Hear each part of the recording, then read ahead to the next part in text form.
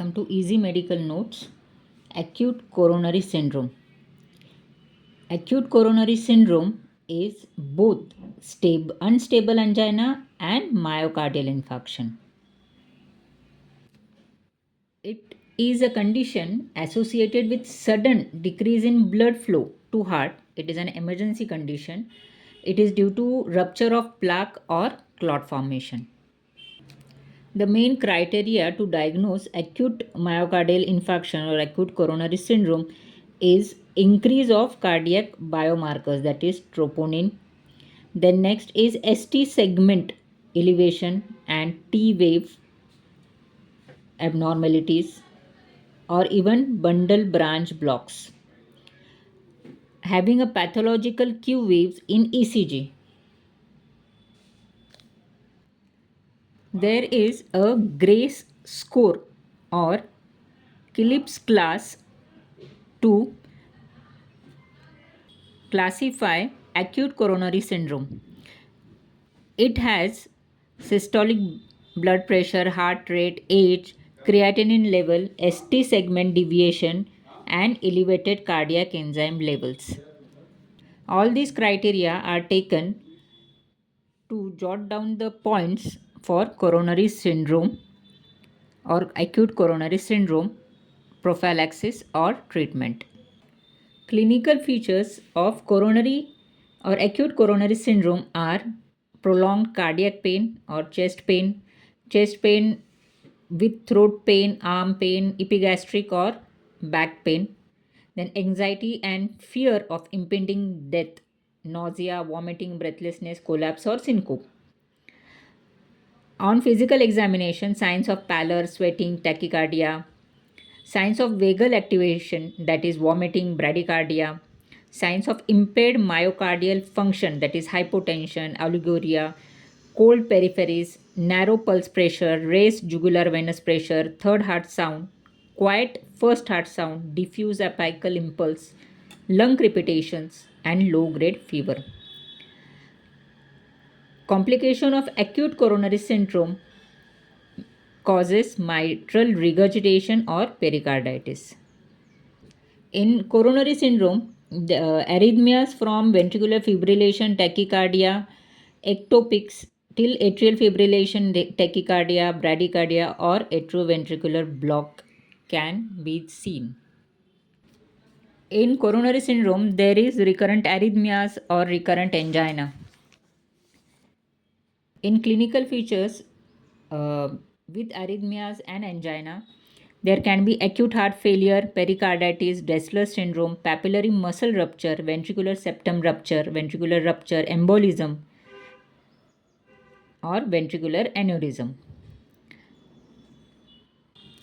In acute heart failure, there is extensive myocardial damage. In pericarditis, it may happen after second or third day of MI. There is a pericardial rub which is audible. Dressler syndrome, where there is persistent fever, pericarditis, and pleurisy after MI. The chest pain subsides after a few days, but it needs high dose of aspirin, NSAIDs, and glucocorticoids. In papillary muscle rupture, there is typical edema and shock symptoms with sudden onset of severe mitral regurgitation. On examination, there is pansystolic murmur and a third heart sound. Diagnosis is confirmed on 2D echo.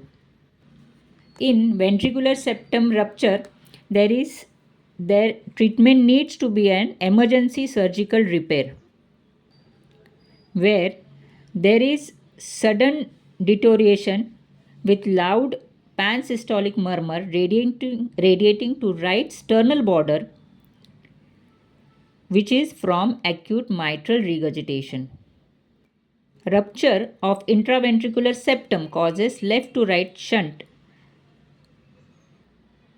through a ventricular septal defect which leads to right heart failure.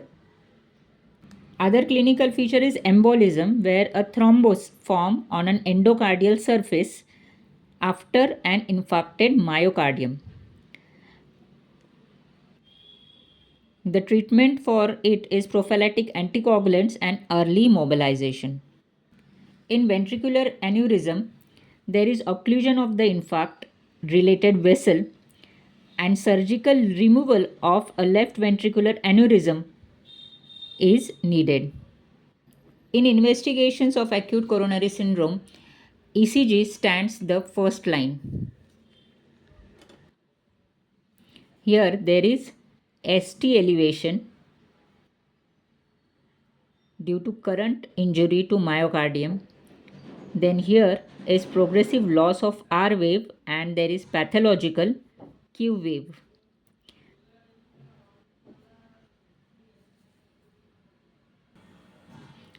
Here there is deep Q wave with T wave inversion. Here also Q wave is very prominent with T inversion. In this ECG from V1 to 3 and 4 there is T inversion and there is reduction of R wave height,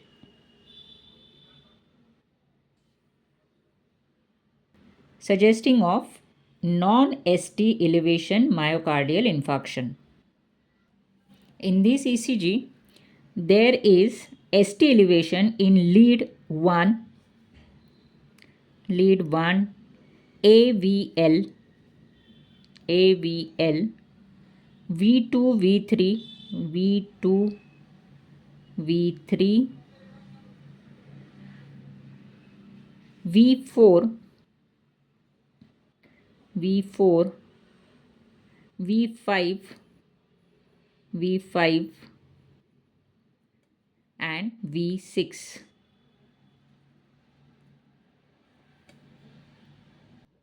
And Q waves in lead V3, V3, V3, V4. Also, cardiac biomarkers are raised, that is troponin T and I. In this ECG, there is ST elevation in inferior leads. Inferior leads are second, third, and AVF. And lateral leads V4, 5, and 6. The first to increase the biomarker is troponin, then creatine kinase and aspirate aminotransferase AST, then lactate dehydrogenase LDH. Management of acute coronary syndrome or myocardial infarction is lifestyle changes, that is diet, lipid lowering, stop smoking, have a regular exercise. Then on drug therapy, it is antiplatelets, that is aspirin or clopidogrel. Then beta blockers, ACE inhibitors, statins, and additional therapy if he has an hypertension or diabetes. If any device is implantable cardiac defibrillator devices, it has to be treated with it. As per Gray score, the management is decided.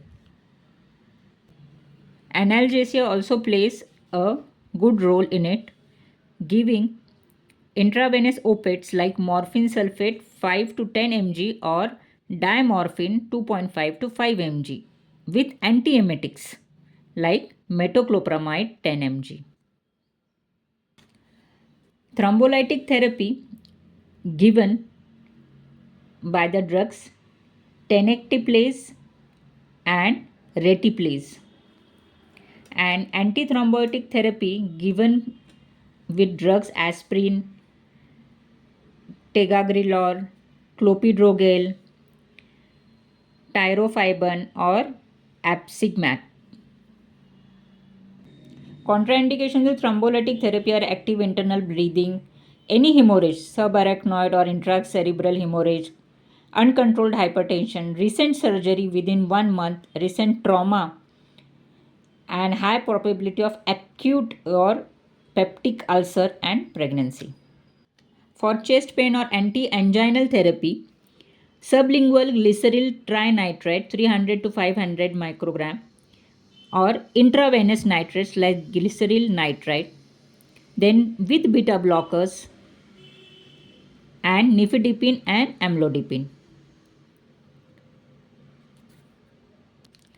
Renin-angiotensin blockage or blockers can be thought like enalapril, ramipril to counteract ventricular remodeling to prevent the onset of heart failure and improve the survival and reduced MI or reduced MI recurrence.